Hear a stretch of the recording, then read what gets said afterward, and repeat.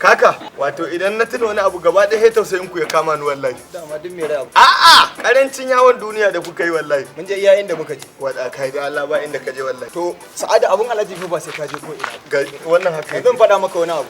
Ba matsalar wuta kuke fama da ita ba. Ka san ruwan rijiya ta ruwan zarfi.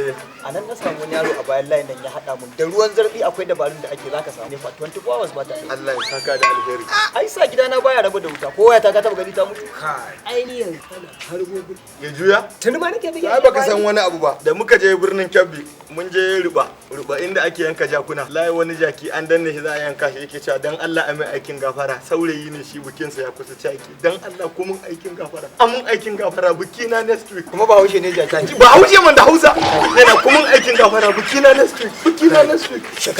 dan Allah da Allah ku daina rena mana hankali. Kamar ya. Ai wannan gwaye zai yadda da wannan Kai ga da Allah malam. Mu fa dama shi yasa dama ka girme mu.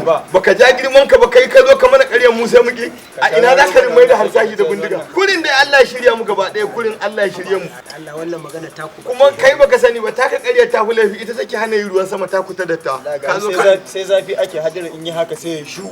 Allah ku ta wannan dan yawa ne ka ji da Allah kawai ka ce yawar ka kaji. Ka zo za ka mana ƙarya mun je mu tsale ka. Ka shara mutane ƙarya haka ake yi.